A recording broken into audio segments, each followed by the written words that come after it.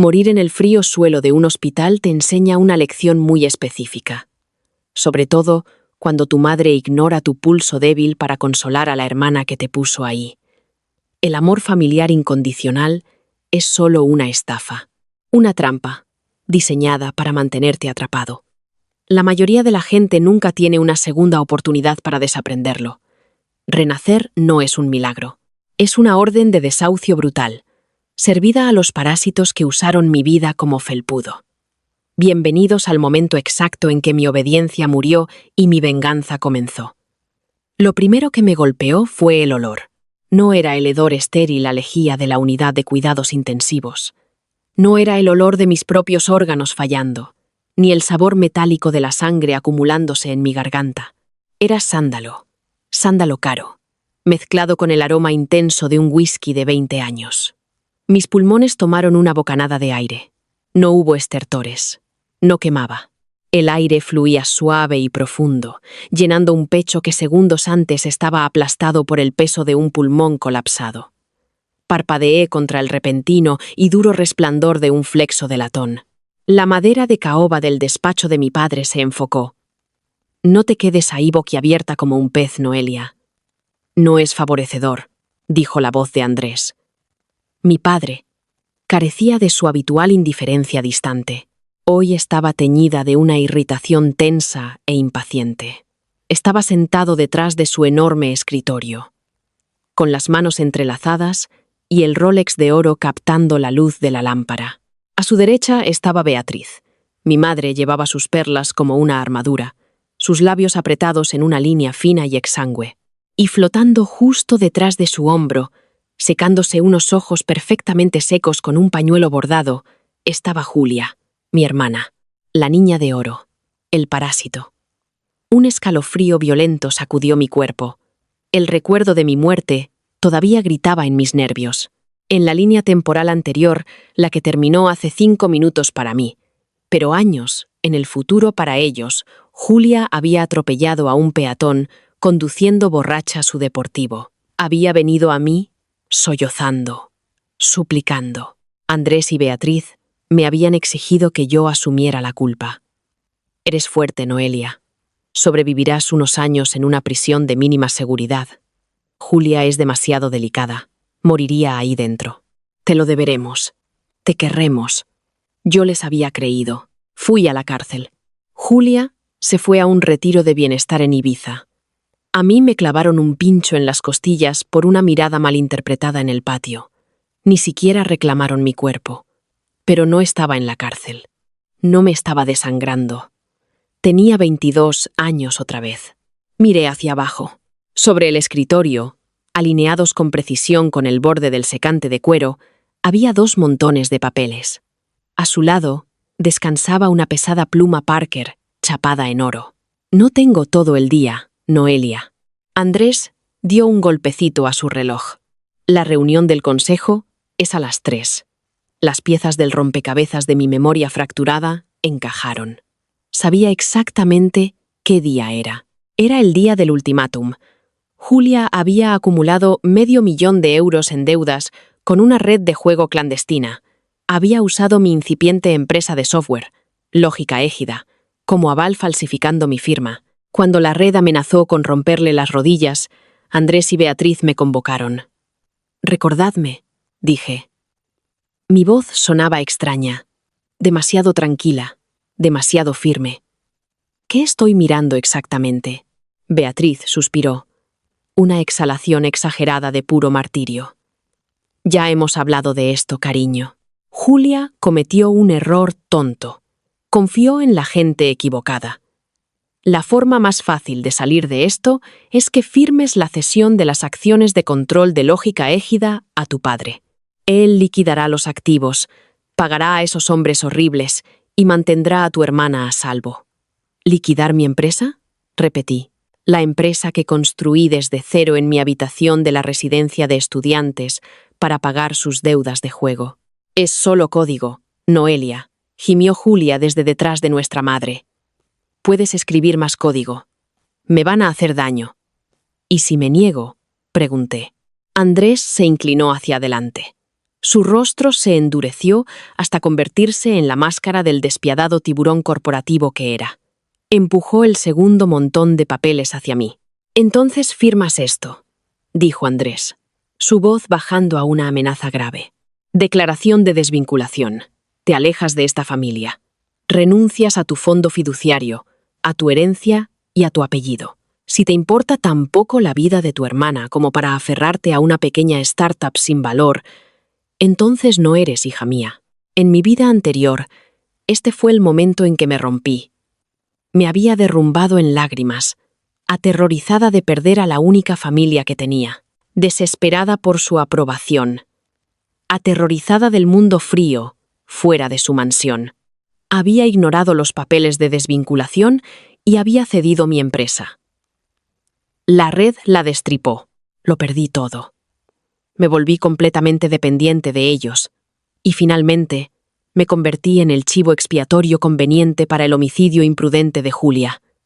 Miré a Andrés, miré a Beatriz, miré a Julia. No había amor en esta habitación, solo había una transacción. Yo era la moneda que usaban para comprar la comodidad de Julia. Un calor lento y extraño comenzó a extenderse por mi pecho. No era ira.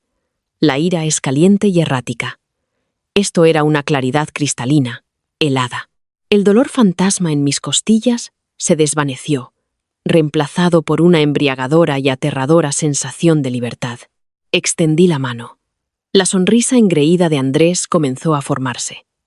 Pensó que iba a coger la transferencia de la empresa. Mi mano pasó de largo. Cogí la pesada pluma Parker, la destapé y acerqué la declaración de desvinculación hacia mí. Noelia, la voz de Beatriz flaqueó. Pasé a la última página. La jerga legal era borrosa, pero la línea de la firma era nítida y clara. Apreté la punta contra el papel. El sonido del rasguño fue fuerte en el repentino y sofocante silencio del despacho. Noelia Valcárcel. Espera, no, solo Noelia. Lo firmé. No dudé. Puse mis iniciales en la segunda página. Puse mis iniciales en la tercera. Pasé a la sección del notario, asegurándome de que cada línea que cortaba mis lazos legales y financieros con Andrés y Beatriz estuviera entintada en un azul audaz y sin remordimientos. «¿Qué estás haciendo?», ladró Andrés, levantándose. Su silla raspó violentamente contra el suelo de madera. Sacando la basura, dije suavemente. Tapé la pluma y la coloqué con cuidado sobre los documentos ejecutados. Deslicé la pila por el escritorio de caoba hasta que chocó contra los nudillos de Andrés. «Estás cometiendo un error colosal», siseó Andrés, su rostro enrojeciendo a un púrpura profundo y peligroso. «Si sales por esa puerta, no obtendrás nada, ni un céntimo. Tus tarjetas de crédito estarán bloqueadas antes de que llegues al final del camino. Hazlo ahora», dije. Beatriz dio un paso adelante, su compostura resquebrajándose. «Noelia, detén esta rabieta. No tiene gracia. La vida de tu hermana está en peligro. Entonces, sugiero que Andrés empiece a vender sus coches de colección», respondí, dándoles la espalda. «O quizás Julia pueda empeñar sus joyas. No es mi deuda. No es mi problema». «Noelia», chilló Julia. No fue un sonido triste. Fue el chillido agudo y furioso de una niña malcriada a la que le niegan un juguete. «No puedes hacer esto. Me lo debes. Eres mi hermana». Me detuve junto a las pesadas puertas de roble del despacho. No me di la vuelta. No necesitaba ver sus caras. Había pasado toda una vida estudiando sus microexpresiones, adaptando mi comportamiento para evitar su ira. Había terminado de mirarlos. «No tengo hermana», dije en voz baja. Las palabras supieron a miel. Abrí la puerta y salí. Hacer la maleta me llevó exactamente 14 minutos. El vestidor de mi dormitorio era enorme, lleno de vestidos de diseñador que Beatriz había comprado para exhibirme en galas y zapatos caros que Andrés me había regalado cuando necesitaba una deducción de impuestos. Lo dejé todo. No toqué los pendientes de diamantes del tocador ni los abrigos de cachemira. Saqué una bolsa de lona descolorida. Metí mis sudaderas de la universidad, 3 pares de vaqueros, mis zapatillas de correr y calcetines. Cogí mi cepillo de dientes, un desodorante y, lo más importante, mi portátil ultraseguro y encriptado. Tenía exactamente 4.200 euros en una cuenta corriente oculta. La había abierto bajo una empresa fantasma. Ellos no lo sabían. Era mi fondo de emergencia, construido con trabajos de programación freelance que hacía por la noche. No era una fortuna, pero era suficiente para no dormir en la calle. Cuando salí por las puertas principales de la mansión, el cielo se rompió. Un aguacero torrencial cayó sobre los cuidados jardines. La lluvia fría me golpeó la cara como pequeñas agujas. No me puse la capucha. Incliné la cabeza hacia atrás y dejé que el agua corriera por mi cuello, empapando el cuello de mi camisa. Se sentía real. Se sentía como un bautismo. Estaba viva. El viaje en autobús hasta el extremo industrial de la ciudad duró 2 horas. La mansión se desvaneció en los suburbios ricos, luego en zonas comerciales, y finalmente decayó en un paisaje de asfalto agrietado, vallas metálicas y letreros de neón zumbando con transformadores defectuosos. Alquilé una habitación encima de una lavandería 24 horas. Costaba 800 euros al mes, pagados en efectivo. Las paredes estaban pintadas de un deprimente tono verde institucional. El colchón se hundía en el medio como un caballo muerto. Y el aire olía constantemente a detergente barato y a la grasa rancia del restaurante del callejón. Era el lugar más hermoso que había visto nunca. Eché el cerrojo, me senté con las piernas cruzadas en el colchón abultado, abrí mi portátil y me puse a trabajar. Lógica Égida todavía era mía. La red no podía tocarla sin mi firma. Y como había cortado mis lazos con la familia, cualquier intento legal de forzarme a honrar los documentos falsificados de Julia se quedaría atascado en litigios durante años, tiempo que la red no tenía. Andrés tendría que pagarles él mismo para proteger a su preciosa niña de oro. Pero Lógica Égida no tenía capital. Mis facturas de alojamiento de servidores vencían en 2 semanas. Necesitaba dinero, y lo necesitaba rápido. Cerré los ojos y escarbé en los recuerdos de mi vida pasada. Me salté el trauma, el patio de la prisión, las burlas de mis padres. Me sumergí en las noticias. ¿Qué pasó en el mundo tecnológico? A finales de 2026. Estaba el desplome de las criptomonedas, demasiado volátil para capitalizar con mis fondos limitados. Estaba el lanzamiento del nuevo modelo de IA Titán, inútil. Luego recordé la brecha de Sentinel. En exactamente 18 días, Omnicorp, el mayor proveedor de ciberseguridad para bancos federales, iba a sufrir un catastrófico exploit de día cero. Un fallo en su lógica de enrutamiento de paquetes iba a ser expuesto por un grupo de hackers rusos, resultando en miles de millones de euros en pérdidas temporales y un desplome masivo de las acciones. En mi vida pasada, a los ingenieros de Omnicorp les llevó un mes parchear la vulnerabilidad. Abrí una ventana de terminal en blanco. El cursor parpadeaba, un pequeño y pulsante corazón de luz verde en la habitación oscura. Conocía el fallo. Recordaba haber leído el análisis post-mortem durante mi tiempo en la biblioteca de la prisión. Más importante aún, conocía las matemáticas detrás del parche. Durante las 2 semanas siguientes, apenas dormí. Viví a base de fideos instantáneos, cocinados en un hervidor oxidado, y café negro que sabía a ácido de batería. El letrero de neón de la lavandería parpadeaba a través de mi ventana sin cortinas, proyectando sombras estroboscópicas rítmicas sobre mi teclado. Me dolía la espalda. Mis ojos ardían con una arenilla constante, pero estaba sonriendo. Cada línea de código que escribía era un ladrillo en una fortaleza que nunca podrían derribar. No había ninguna Beatriz llamando a mi puerta para criticar mi postura. No había ningún Andrés exigiéndome que asistiera a una cena con inversores que odiaba. No había ninguna Julia llorando por un parachoques arañado. Solo estaba el terminal, la lógica pura e imparcial de la máquina. No le importaba quién era mi padre. Solo le importaba si la sintaxis era correcta. El día 16, mis dedos se acalambraron, bloqueándose por completo. Los masajeé hasta que la sangre volvió a fluir. Ejecuté el compilador final. 0 errores. El parche estaba completo. Era un algoritmo elegante y ligero que no solo solucionaba el fallo de enrutamiento de Omnicorp, sino que optimizaba su velocidad de transferencia de datos en casi un 14%. Ahora solo tenía que esperar.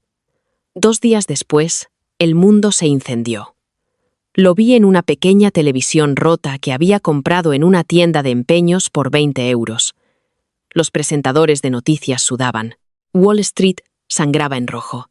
Las acciones de Omnicorp estaban en caída libre mientras los bancos informaban de bloqueos masivos de servidores. El exploit de día cero estaba arrasando el sector financiero, exactamente como en mi vida pasada. Abrí mi portátil. Redacté un correo electrónico a Elías Valero. Sin relación con mi antiguo apellido, solo una coincidencia. El director de tecnología de Omnicorp. No usé mi nombre real. Lo envié a través de una IP fuertemente falseada bajo el nombre de Lógica Égida. Adjunté una demo del parche fuertemente encriptada y bloqueada con un temporizador de autodestrucción. Asunto: la sangría se detiene aquí. Cuerpo del mensaje: tengo el parche para vuestra vulnerabilidad de enrutamiento. Funciona. Optimiza. Tenéis 24 horas para verificar el ejecutable de la demo. Si queréis el código fuente, mi precio es de 5 millones de euros pagados a la cuenta de depósito offshore adjunta, más una tarifa de licencia perpetua del 2% por el marco de optimización. No intentéis rastrear esto. No negociéis. Tic, tac, Elías. Le di a enviar. Cerré el portátil. Me recosté en el colchón abultado y me quedé mirando las manchas de humedad del techo. 6 horas después, mi teléfono encriptado vibró. Una notificación por correo electrónico de elias.valero@omnicorp.com a Lógica Égida. Aceptamos vuestros términos. El depósito está financiado. Enviad la clave. Solté un aliento que no sabía que estaba conteniendo. La tensión se rompió. Me invadió una ola de agotamiento puro y sin adulterar. Transferí la clave de descifrado. Vi cómo el depósito se liquidaba en mi cuenta corporativa. Y finalmente, cerré los ojos. Era rica. Era independiente. Era intocable. Pasaron 6 meses. Los 5 millones de euros fueron solo la semilla. La tarifa de licencia del 2% de Omnicorp resultó ser una gallina de los huevos de oro, generando un flujo silencioso y constante de ingresos masivos. Lógica Égida pasó de ser un portátil oxidado en una habitación húmeda a una oficina elegante y minimalista en el distrito financiero. Contraté a un equipo pequeño y ferozmente competente de desarrolladores. Compré mis proveedores de servidores. También mejoré mi armadura. Me paré frente al espejo de cuerpo entero de mi ático. La mujer que me devolvía la mirada era una extraña para la chica asustada que había muerto en el suelo de un hospital. Llevaba un traje de pantalón gris marengo a medida, de lana italiana. Su pelo, antes largo y peinado según los exigentes gustos de Beatriz, estaba cortado en un bob asimétrico y afilado. No había miedo en sus ojos, solo obsidiana fría y dura. Hoy era martes. Tenía una reunión a las 10 de la mañana con mi gestor de patrimonio en el Grano Dorado, una cafetería absurdamente cara cerca de la bolsa. El aire exterior era fresco, con el ligero frío del principio del otoño. Caminé las 2 manzanas desde mi oficina. La ciudad se apartaba a mi paso. La riqueza hace eso. Crea un campo de fuerza invisible. La gente no se choca con un traje de 4.000 euros. Llegué a la cafetería, ocupé un reservado de esquina tapizado en terciopelo y pedí un café solo. Abrí mi tableta, revisando las proyecciones trimestrales de Lógica Égida. La campana sobre la puerta sonó. No levanté la vista. No hasta que una voz aguda, tensa y vibrante, con una frecuencia irritante, atravesó el bajo murmullo de la cafetería. No entiendo por qué no puedo usar la tarjeta negra, mamá. El límite de esta plateada es básicamente el nivel de pobreza. ¿Cómo se supone que voy a pagar el viaje a Vaqueira? Mis dedos se congelaron, suspendidos sobre la pantalla de cristal. Lentamente, levanté la vista. De pie en el mostrador de la pastelería estaban Beatriz y Julia. El cambio en ellas no era catastrófico, pero para alguien que las conocía, era flagrante. Beatriz llevaba una gabardina de hace 2 temporadas. Su postura era rígida, su mandíbula tan apretada que podría romper muelas. Julia parecía demacrada. Su peinado, normalmente impecable, estaba encrespado, y el bolso de diseñador que apretaba contra su pecho tenía un arañazo notable en el cuero. Andrés había pagado a la red. Lo sabía por los rumores. Pero desembolsar $500,000 en efectivo bajo amenaza de violencia le había obligado a liquidar activos con grandes pérdidas. Los rumores en el sector financiero sugerían que su empresa estaba en dificultades. Sin mí para arreglar ciegamente su infraestructura tecnológica, habían sufrido una brecha de datos masiva hace 3 meses. Les costó una fortuna en acuerdos.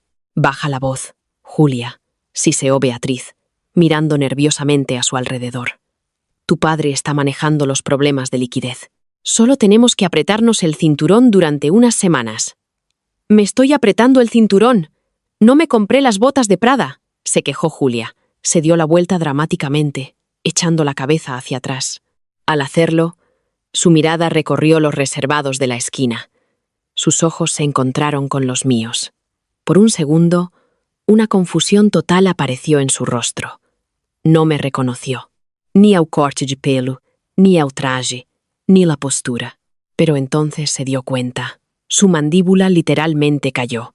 Le dio un codazo fuerte a Beatriz en las costillas. Mamá, mira. Beatriz siguió el dedo acusador de su hija. Cuando me vio, sus ojos se abrieron de par en par por la sorpresa. La última vez que me vio, yo salía hacia una tormenta con una bolsa de lona. Esperaba encontrarme muerta en una zanja, o como mínimo, sirviendo mesas en un antro, esperando el día en que volviera arrastrándome para suplicar perdón. En cambio, estaba sentada detrás de una mesa de caoba, un reloj Patek Philippe brillando en mi muñeca. Parecía la CEO de una empresa del IBEX 35. La sorpresa de Beatriz se transformó rápidamente en otra cosa. Alivio. Sentimiento de derecho. Echó los hombros hacia atrás, esbozó una sonrisa empalagosamente dulce y marchó hacia mi reservado. Julia la seguía, sus ojos saltando entre mi reloj y mi tableta. Noelia, jadeó Beatriz, juntando las manos como si rezara. Oh, mi niña dulce, mírate. Hemos estado preocupadas, absolutamente enfermas. No me levanté, no sonreí. Tomé un sorbo lento y deliberado de mi café. Estaba perfectamente amargo. Ah, sí, pregunté, mi voz plana, desprovista de toda inflexión. Beatriz se deslizó en el reservado frente a mí, sin ser invitada. Julia se quedó de pie torpemente al borde de la mesa. Por supuesto que sí, dijo Beatriz, inclinándose hacia adelante, intentando proyectar calidez maternal. Andrés estaba furioso cuando te fuiste, pero ya sabes cómo es tu padre. Es un hombre orgulloso. Simplemente no sabía cómo disculparse. Hemos tenido investigadores privados buscándote durante meses. Mentira. Si hubieran contratado a un detective, me habrían encontrado, en cuanto Lógica Égida apareció en el registro público con mi nuevo contrato de arrendamiento comercial. No habían buscado porque no les importaba. Solo me hablaban ahora porque parecía que tenía dinero. ¿De verdad? Murmuré, dejando la taza. Sí, y verte ahora. Oh, Noelia, estás maravillosa. Claramente has encontrado tu camino. Estamos muy orgullosos de ti. Beatriz extendió la mano sobre la mesa, intentando ponerla sobre la mía. Retiré mi mano, dejando que sus dedos golpearan el frío mármol. Su sonrisa vaciló, pero la forzó a quedarse. Sé que estás enfadada, cariño, pero la familia es la familia. Te perdonamos por tu pequeña rebelión. De hecho, la empresa de tu padre está pasando por una ligera transición técnica ahora mismo. Nos vendría muy bien tu experiencia. Queremos que vuelvas a casa. Puedes traer tu pequeña empresa bajo el paraguas de Andrés. Volveremos a ser un equipo. Era casi divertido. La pura y ciega arrogancia. Se estaban ahogando y me veían como su salvavidas. Querían que salvara la empresa fallida de Andrés. Querían volver a robar lógica égida. Me recliné en mi silla, cruzando las manos en mi regazo. Miré a Beatriz. La miré de verdad. Vi las líneas de estrés alrededor de sus ojos, el ligero temblor en sus manos. Estaba aterrorizada de perder su estatus. «Permíteme que te detenga ahí, señora Valcárcel», dije. Beatriz retrocedió como si la hubiera abofeteado. «¿Señora Valcárcel? Noelia, soy tu madre». «No, no lo eres», dije simplemente. «Una madre es una realidad biológica y emocional. Legalmente, sin embargo, eres una extraña para mí. Creo que tienes una copia de la declaración de desvinculación. Tengo la mía enmarcada en mi oficina. Noelia, eso fue solo para asustarte. Nunca la presentamos», protestó Beatriz, su voz subiendo de tono por el pánico. «Lo sé», sonreí. «Por eso la presenté yo misma a la mañana siguiente. Estaba totalmente notariada, después de todo». El juez agilizó el fallo. Julia dio un paso adelante, golpeando la mesa con las manos. «Tú, ¿sabes por lo que hemos pasado? Papá tuvo que vender el yate. Ni siquiera puedo ir a Vaqueira. Y tú estás aquí sentada con ropa de diseñador. Tienes que darnos ese dinero». Miré a Julia, la hermana por la que había muerto. «¿Darte dinero?», incliné la cabeza. «¿Por qué haría eso?» «Tienes una tarjeta de plata, Julia. Intenta no comprarte las botas de Prada». «Noelia, por favor», dijo Beatriz, su fachada finalmente rompiéndose. La desesperación genuina se filtró en sus ojos. Andrés se enfrenta a la bancarrota. La red. Se llevaron tanto. Y la brecha de datos. «Estamos perdiendo clientes cada día. Necesitamos tu ayuda». Estaban suplicando, exactamente como el universo pretendía. La balanza finalmente se estaba equilibrando. «No necesitáis mi ayuda», dije suavemente, inclinándome para que pudieran ver el cero absoluto en mis ojos. «Necesitáis un chivo expiatorio. Necesitáis un escudo humano. Me usasteis en mi última vida. Y no voy a dejar que lo hagáis en esta». «¿Tu última vida? ¿De qué estás hablando?», susurró Beatriz, mirándome como si hubiera perdido la cabeza. «No importa», dije, cerrando mi tableta y levantándome. Me erguí sobre Beatriz, mirando hacia la coronilla de su abrigo anticuado. «Lo que importa es esto. No os conozco. No me importáis. Si Andrés va a la bancarrota, compraré su empresa por 4 duros y lo despediré. Si a Julia le rompen las piernas unos corredores de apuestas, enviaré un arreglo floral muy educado al hospital. No os acerquéis a mí de nuevo. No me enviéis correos.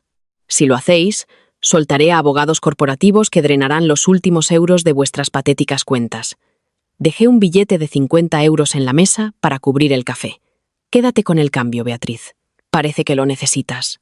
Me di la vuelta y salí de la cafetería, volviendo al aire fresco de la mañana. Mi teléfono vibró en mi bolsillo. Un mensaje de mi desarrollador principal. «Migración de servidores completada. Estamos listos para el lanzamiento de la fase 2». Sonreí, el frío viento de otoño azotando mi pelo. El pasado estaba finalmente muerto y el futuro me pertenecía por completo. El pánico tiene un olor. Huele a sudor rancio desesperadamente enmascarado por colonia de Tom Ford, irradiando de hombres en trajes de 3 piezas que acaban de darse cuenta de que sus números no cuadran. Los abogados de Andrés olían exactamente así cuando entraron en mi sala de conferencias una lluviosa mañana de martes. Eran un par de bulldogs envejecidos de una prestigiosa firma que Andrés había tenido en nómina durante décadas. Habían pasado 2 meses desde el incidente de la cafetería, con Beatriz y Julia.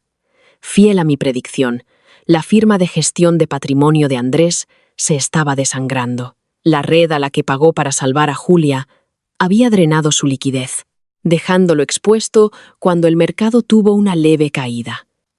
Los clientes estaban abandonando el barco. Los acreedores estaban al acecho.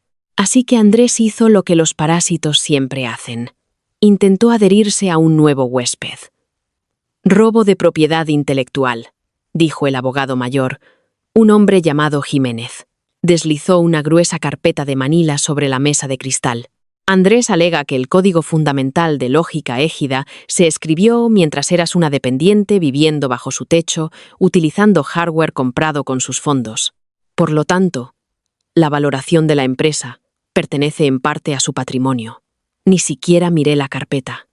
Miré a Reyes, mi abogado principal. Reyes tenía 32 años. Era afilado como una navaja y totalmente inmune a las tácticas de intimidación del dinero viejo. Reyes soltó un suspiro lento y divertido. ¿Van a presentar esto de verdad, señores? ¿O es solo una lectura dramática para mi beneficio? Porque si lo presentan, contrademandaré por litigio frívolo tan rápido que les romperá el cuello a ambos. El hardware fue comprado por Andrés, insistió Jiménez, aunque su voz carecía de la confianza atronadora que probablemente tenía en el ascensor. El portátil era un modelo reacondicionado que compré por 300 euros en una tienda de segunda mano, dije, mi voz tranquila, cortando la fanfarronería. El recibo está en mis declaraciones de impuestos. Además, me desvinculé legalmente de su patrimonio. No tiene ningún derecho sobre mis activos.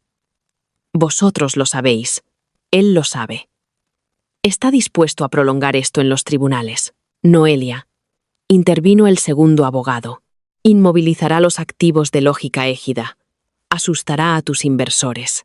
Un acuerdo del 20% de las acciones haría que esto desapareciera. Extorsión. Descarada y desesperada. En mi vida pasada, Andrés había usado este mismo tono para convencerme de que ir a la cárcel por Julia era un movimiento estratégico familiar. Pensó que yo seguía siendo esa chica aterrorizada, desesperada por evitar el conflicto. Me incliné hacia adelante, apoyando los codos en el frío cristal. Decidle a Andrés que tengo una contraoferta, dije. Jiménez se animó, sacando una pluma de oro de su bolsillo. Somos todo oídos.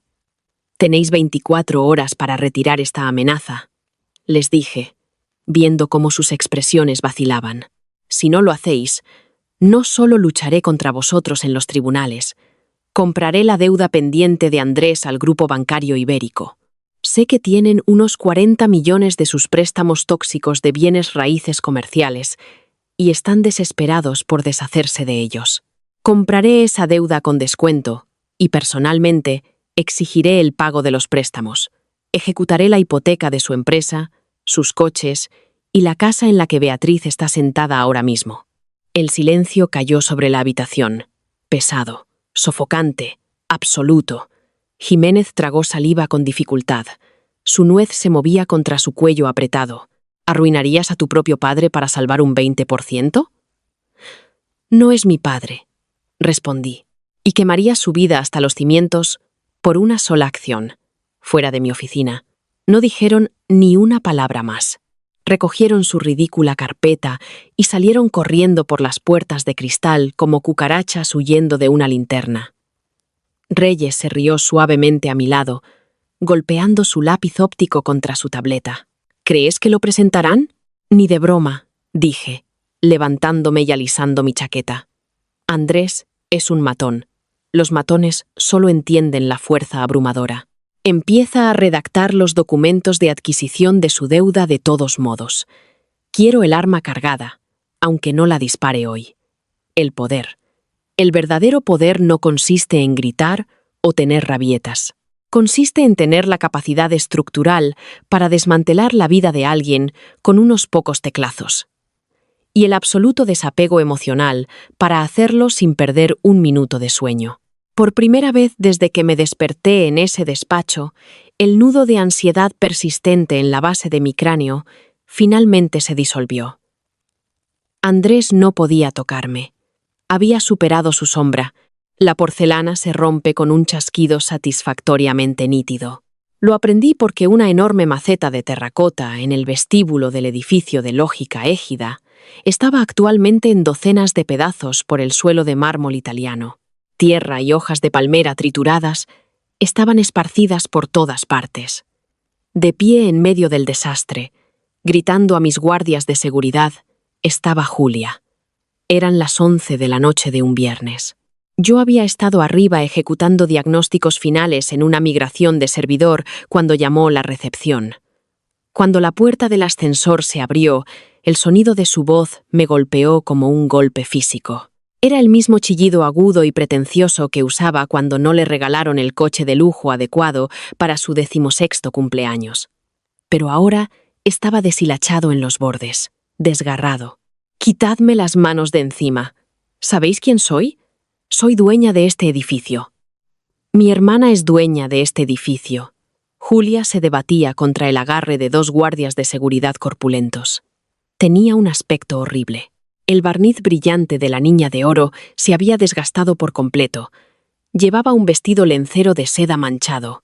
Su rímel estaba corrido hasta la mitad de sus mejillas, y le faltaba un zapato. El olor a tequila barato y humo de cigarrillo rancio la envolvía en una nube espesa. «Señora, por favor», dijo uno de los guardias, claramente tratando de no hacerle daño, a pesar de sus patadas. «Ya hemos llamado a la policía. Canceladlos», chilló. Entonces me vio. Dejó de forcejear. Su pecho subía y bajaba, tomando respiraciones entrecortadas y jadeantes. Por una fracción de segundo, vi un destello de la hermana pequeña que solía colarse en mi habitación durante las tormentas eléctricas cuando éramos niñas, pero fue instantáneamente engullido por las fauces tóxicas de su narcisismo.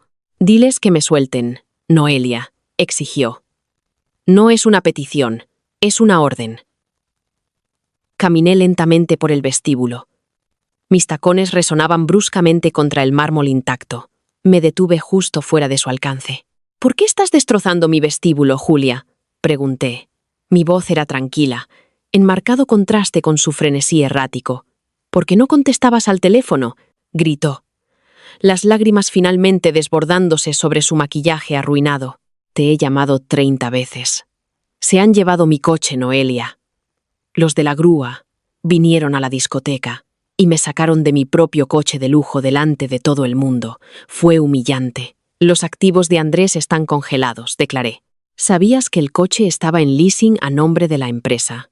No debería ser una sorpresa». «No me importa la empresa». Se abalanzó, pero los guardias la sujetaron. «Necesito dinero. Tú tienes millones. Vi el artículo en la prensa económica. Dame solo 50.000. No es nada para ti. Es calderilla». La miré fijamente. En la línea temporal anterior, este era el estado exacto en el que estaba cuando vino a mí después de atropellar a ese peatón. Borracha, histérica, exigiéndome que arreglara su desastre. La había mirado entonces y sentí una ola aplastante de amor protector. Había arruinado mi vida para salvar la suya. Ahora la miraba y no sentía absolutamente nada. Solo una leve molestia por el desastre que estaba haciendo en mi suelo. «No llevo efectivo», dije. «Escríbeme un cheque». «Transfiérelo». Estaba hiperventilando, el alcohol alimentando su pánico. «Mamá se está volviendo loca. Papá está bebiendo todo el día. Es una pesadilla en esa casa. Noelia, tienes que ayudarnos. Somos familia. Nunca fuimos una familia. Julia», dije suavemente, la verdad de las palabras resonando clara en el vestíbulo vacío. «Tú eras la mascota, yo era la cartera. Ahora la cartera se ha ido, y la mascota no sabe cómo alimentarse». Su rostro se contorsionó en una máscara de puro y feo odio. «Arrogante, ¿crees que eres mejor que nosotros? No eres nada. Eres solo la rarita que se sentaba en su habitación a programar mientras yo vivía de verdad. Me lo debes». «¿El qué?», pregunté genuinamente. «¿Por ignorarme? ¿Por burlarte de mí? ¿Por dejar que Andrés me usara como aval para tus deudas de juego?» Luces, rojas y azules, parpadearon a través de los ventanales del vestíbulo. La policía había llegado. El pánico se apoderó de sus facciones. La ira se evaporó, reemplazada instantáneamente por el terror manipulador que había perfeccionado durante 20 años. «No, Noelia, por favor, no dejes que me lleven. Tengo antecedentes. Lo del juego. Estoy en libertad condicional. Si me arrestan, me meterán en la cárcel. Por favor, soy tu hermana». 2 agentes entraron por las puertas giratorias. Sus botas crujían sobre la terracota destrozada. Evaluaron la escena de inmediato, centrándose en Julia. «¿Es esta la intrusa?», preguntó el agente principal a mi guardia de seguridad. Sí, agente, respondí antes de que el guardia pudiera hablar. Entró por la fuerza en el edificio, destruyó propiedad de la empresa y agredió a mi personal de seguridad. Julia me miró fijamente. Sus ojos estaban abiertos de par en par, con una horrible comprensión. De repente entendió que la red de seguridad invisible sobre la que había bailado toda su vida había desaparecido por completo. Noelia, susurró. Fue la primera vez que escuché su voz completamente despojada de arrogancia. Era solo miedo crudo y desnudo. Llévensela, les dije a los agentes. No miré mientras la esposaban. No escuché sus sollozos mientras le leían sus derechos y la sacaban por las puertas. Di la espalda, caminé hacia la recepción y con calma le pedí al gerente de noche que llamara a un equipo de limpieza para la suciedad. Las consecuencias eran una píldora amarga, pero finalmente iba a tragársela. El golpe de un mazo suena notablemente como los clavos de un ataúd si escuchas con atención. La subasta por la quiebra de Capital Vanguardia se celebró en una sala estéril y sin ventanas en el sótano del juzgado. Olía a cera de suelo y a fracaso. Me senté en la última fila. Llevaba una gabardina negra a medida, totalmente apropiada para un funeral. Andrés estaba sentado en la mesa de la defensa delantera. Parecía 10 años mayor que el hombre que había intentado obligarme a ceder mi empresa solo 8 meses antes. Su pelo, normalmente una melena plateada perfectamente teñida, estaba ralo y descuidado. El traje a medida le quedaba holgado. Había perdido peso. Había perdido su empresa. Había perdido su poder. La subasta fue rápida y brutal. El liquidador leyó los lotes con un zumbido monótono. Las cuentas corporativas, las propiedades inmobiliarias comerciales, la propiedad intelectual. Mi sociedad de cartera lo compró todo. No pujé personalmente. Tenía un apoderado sentado 3 filas más adelante, haciendo el trabajo pesado, levantando una paleta numerada para superar sistemáticamente a cada buitre que rodeaba los restos de Andrés. Compré su empresa por 12 céntimos por euro. Cuando el mazo cayó por última vez, Andrés se levantó, miró a su alrededor, aturdido, tratando de encontrar el rostro del multimillonario que acababa de tragarse su legado entero. Sus ojos pasaron por encima del apoderado y se posaron en mí. Se congeló. La sangre se drenó por completo de su rostro, dejándolo como una figura de cera derritiéndose bajo luces duras.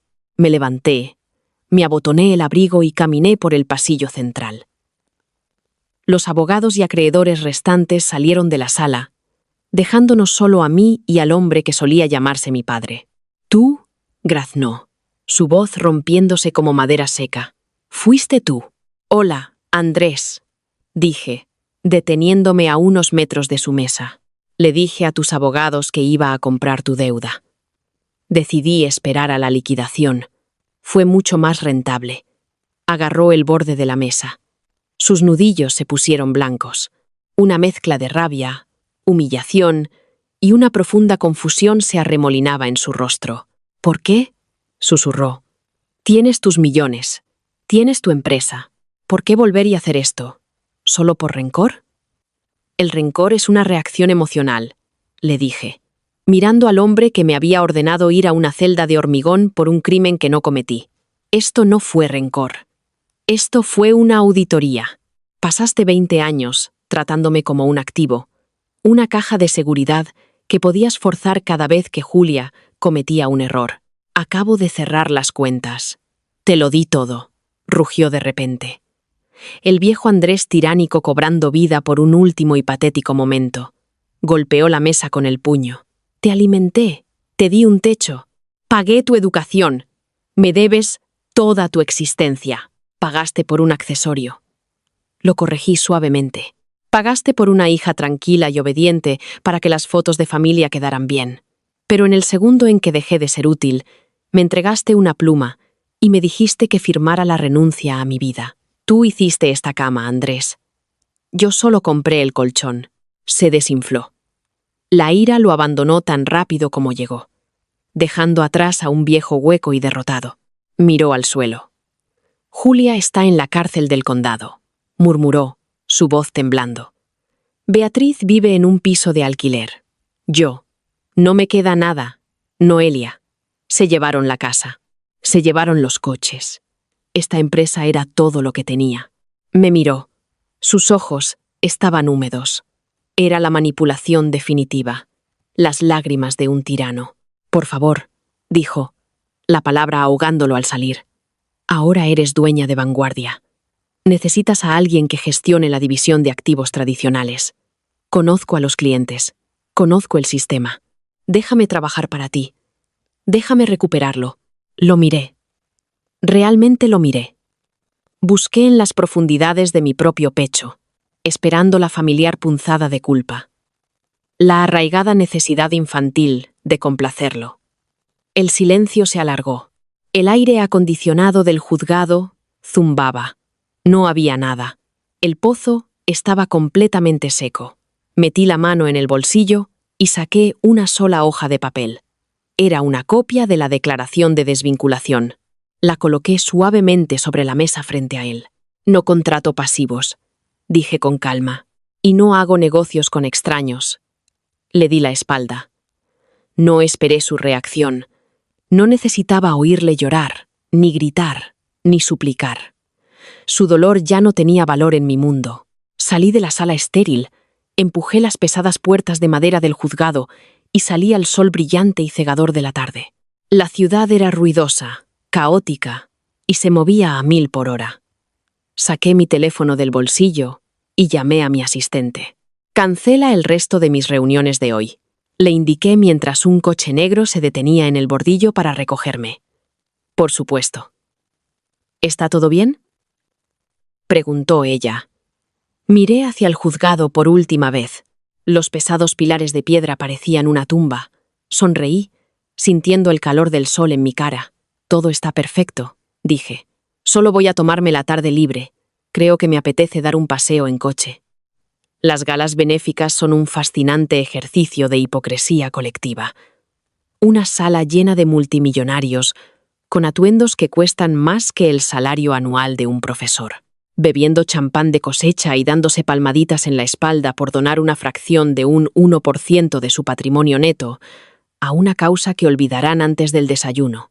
Las odiaba, pero como CEO de Lógica Égida, mi asistencia era ocasionalmente obligatoria.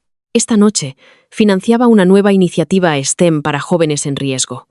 Acababa de entregar un cheque ceremonial de gran tamaño y estaba de pie en la terraza del museo, dejando que el aire fresco de la noche me quitara el calor del salón de baile. La ciudad se extendía abajo. Una cuadrícula de oro eléctrico y sombra. Siempre me encantaste de verde esmeralda. La voz era suave, frágil y completamente fuera de lugar. Me di la vuelta. De pie cerca de una imponente columna de mármol, medio oculta en las sombras, estaba Beatriz. Parecía pequeña. La matriarca agresiva y enjollada del despacho de caoba había desaparecido. En su lugar, había una mujer envejecida con un vestido negro ligeramente pasado de moda. Sostenía una pequeña y gastada caja de cuero en sus manos temblorosas. El personal de seguridad de la entrada debió de pensar que estaba perdida. Ciertamente lo parecía. ¿Cómo has entrado aquí, Beatriz?, pregunté, manteniendo la voz nivelada. No saqué el teléfono para llamar a seguridad. No era una amenaza. Era un fantasma. Les dije a las chicas de la entrada que era tu madre, dijo, ofreciendo una sonrisa débil y vacilante. No comprobaron la lista de invitados. La gente todavía recuerda el apellido, Noelia. Todavía lo respetan. Respetan el patrimonio que solíais tener, la corregí. Ahora estás allanando una propiedad. Se estremeció, pero no retrocedió. En su lugar, dio un paso más cerca, extendiendo la caja de cuero como una ofrenda. Encontré esto, dijo, su voz bajando a un susurro teatral. Cuando el banco embargó la casa, nos dieron 2 horas para empaquetar nuestras pertenencias personales. Dejé mis joyas. Dejé los relojes de Andrés. Pero me aseguré de coger esto. Abrió la tapa. Dentro, sobre un terciopelo descolorido, había una pulsera de plata con dijes. Estaba deslustrada. Las pequeñas figuras de metal, un ratón de ordenador, un libro, una estrella Estaban opacas y rayadas. La miré fijamente. Recordaba esa pulsera. «Me compraste esto cuando tenía 12 años», dije suavemente. La cara de Beatriz se iluminó con un alivio desesperado y hambriento. «Sí, lo hice. ¿Recuerdas que ganaste la Feria de Ciencias del Condado? Construiste esa pequeña radio con piezas de repuesto. Andrés estaba ocupado, pero yo estuve allí. Te compré esto para celebrarlo. Estaba tan orgullosa de ti, Noelia. Siempre he estado orgullosa de ti. En el fondo, lo sabes. Estaba usando la nostalgia como arma. Era una táctica clásica de abusador. Cuando las amenazas fallan, cuando el poder se ha ido, recurren a la sentimentalidad fabricada. Intentan convencerte de que la pesadilla que sobreviviste fue en realidad un sueño. Miré de la plata deslustrada a los ojos suplicantes y llorosos de Beatriz.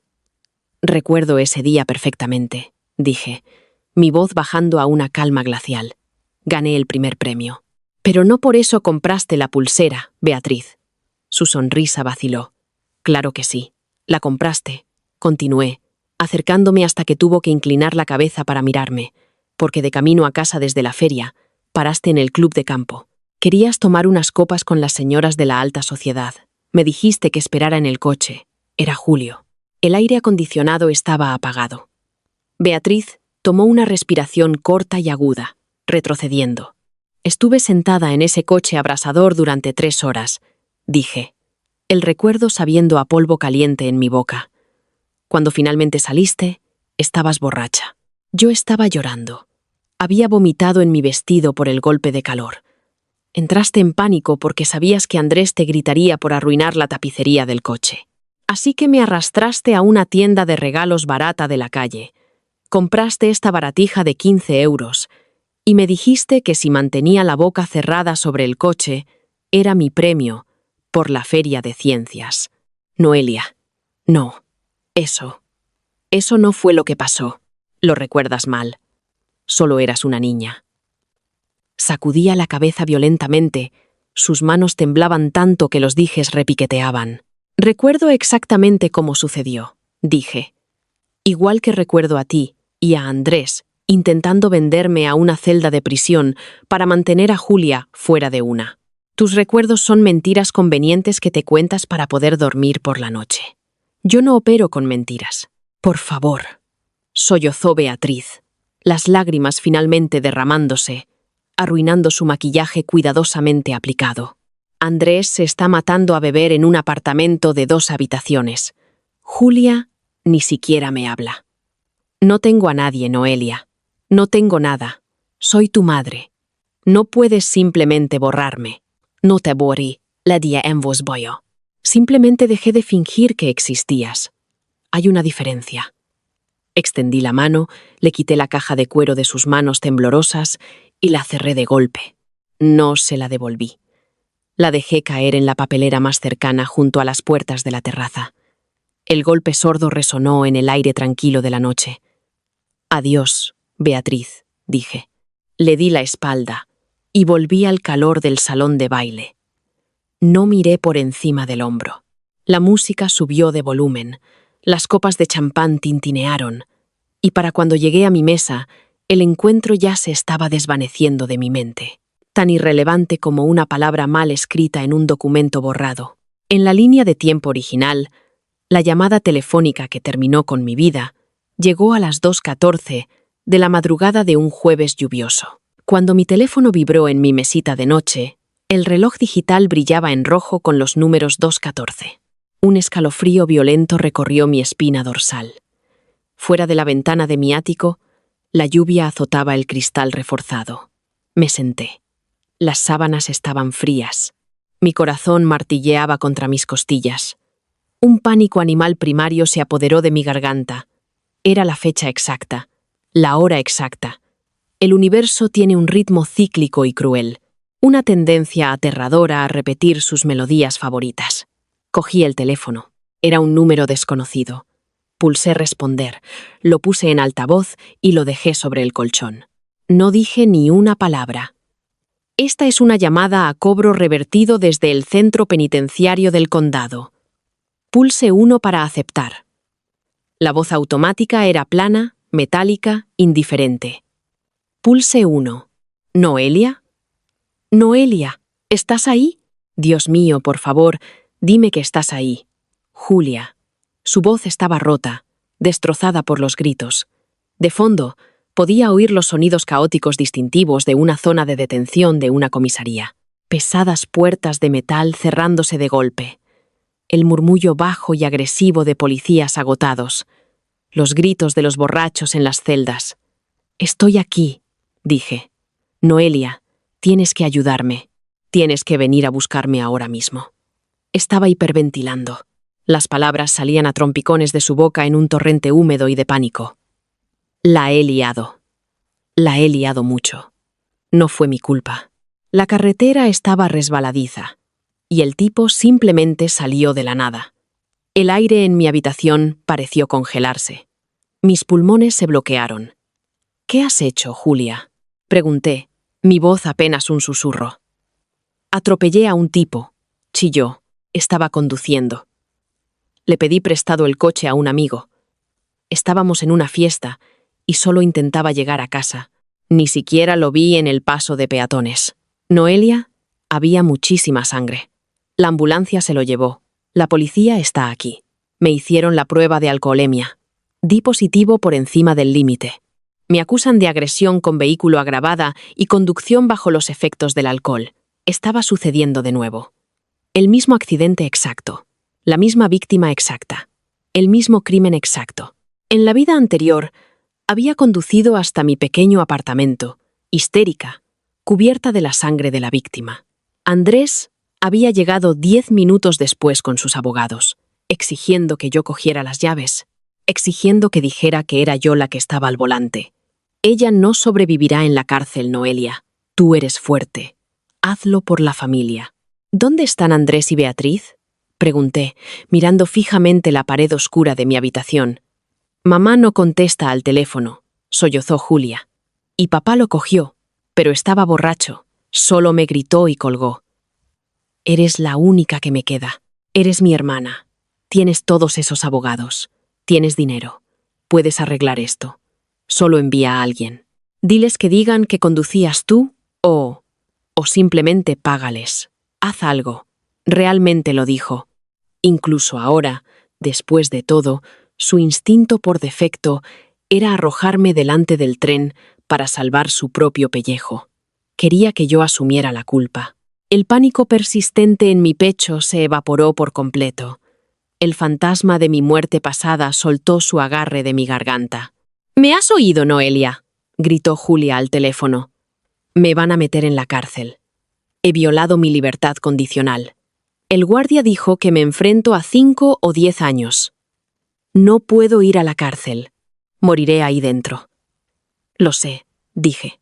Mi voz era firme, anclada en una paz absoluta e inquebrantable. «La comida es terrible. Las camas son duras.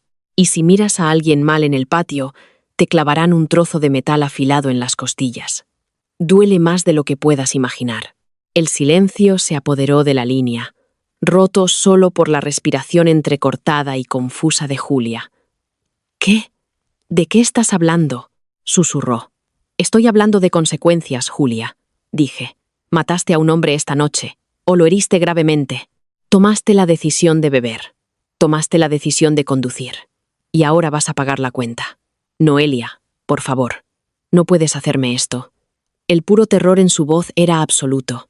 La realidad de los muros de hormigón cerrándose a su alrededor finalmente estaba rompiendo su ilusión de invencibilidad de toda la vida. «Yo no te he hecho nada», respondí. «Solo soy una mujer durmiendo en su cama. No te conozco. Te has equivocado de número. Noelia, no cuelgues. Noelia». Pulsé el botón rojo. La pantalla se oscureció. La habitación volvió a quedar en silencio, salvo por la lluvia golpeando contra el cristal. No volví a dormir.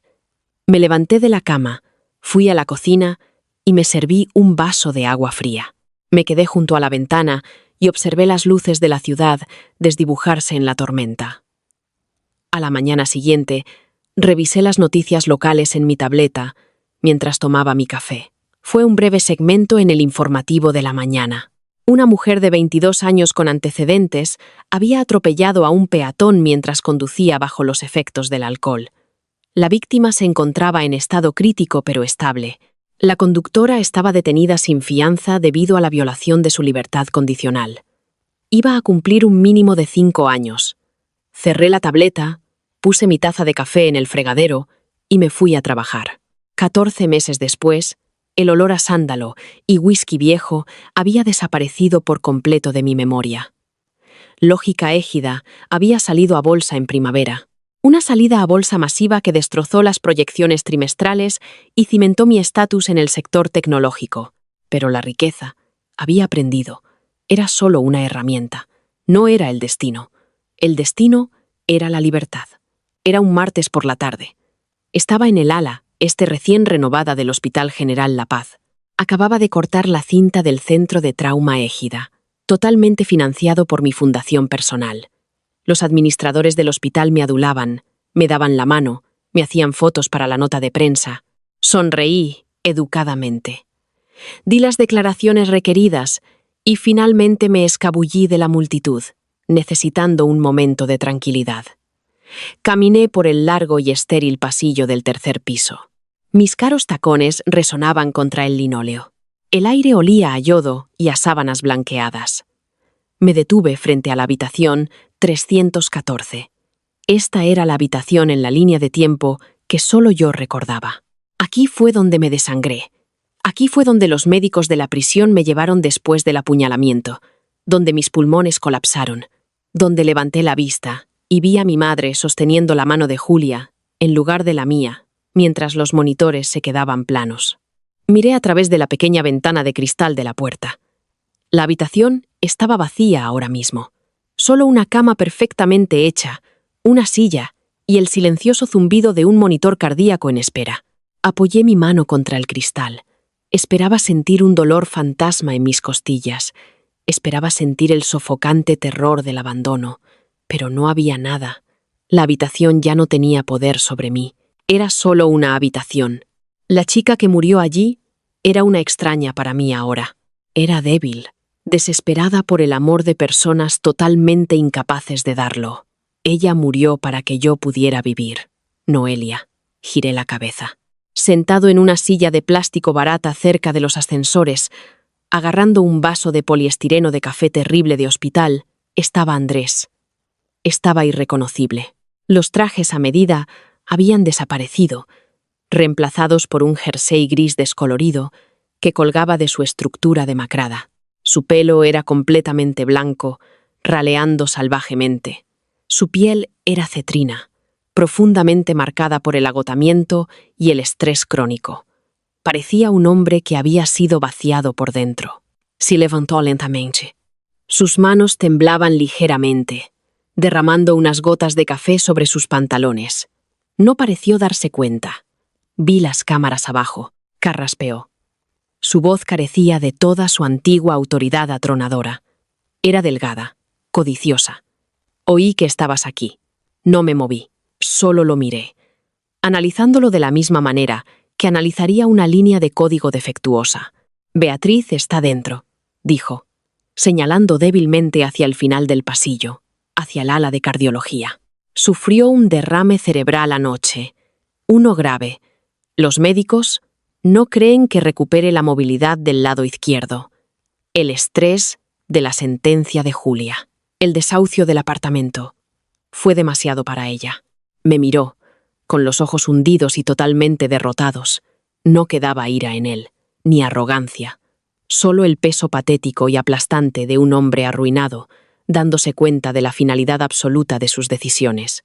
No tengo seguro para cubrir el centro de rehabilitación que recomiendan, susurró Andrés. Las lágrimas brotaban en las comisuras de sus ojos, derramándose por sus mejillas arrugadas.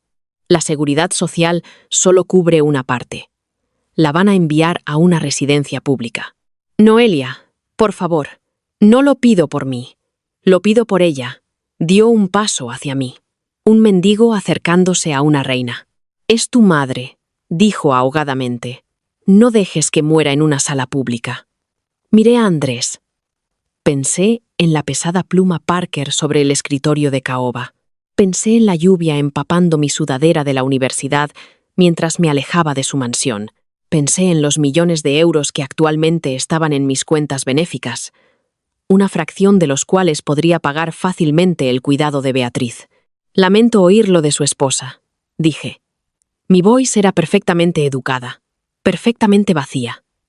Espero que encuentre consuelo en cualquier centro en el que termine. Andrés se congeló. Su mandíbula temblaba. Noelia, tienes tanto. No te costaría nada, me costaría mi paz. Respondí simplemente. Y valoro mi paz mucho más de lo que valoro la comodidad de su esposa. Eres un monstruo, susurró, una brasa débil y moribunda de su antigua rabia parpadeando en sus ojos. No, dije, ofreciéndole una pequeña sonrisa genuinamente relajada. Solo soy una extraña. Discúlpame. Mi conductor está esperando. Me di la vuelta y caminé hacia el ascensor VIP. No miré hacia atrás mientras las puertas se abrían. No escuché el sonido de sus sollozos silenciosos y entrecortados resonando por el pasillo estéril. Entré en el ascensor, pulsé el botón del vestíbulo y vi cómo las puertas se cerraban, ocultando su vista para siempre. Cuando salí por las puertas del hospital hacia el sol brillante y cegador, el aire de la ciudad me golpeó la cara. Olía a gases de escape, a cacahuetes tostados de un vendedor ambulante y a asfalto caliente. Fue lo mejor que había respirado jamás. Subí a la parte de atrás de mi coche. ¿A dónde, señora?, preguntó el conductor. Miré por la ventana el imponente horizonte de cristal que había conquistado. Mis pulmones se expandieron, llenos e intactos. Llévame a casa, dije.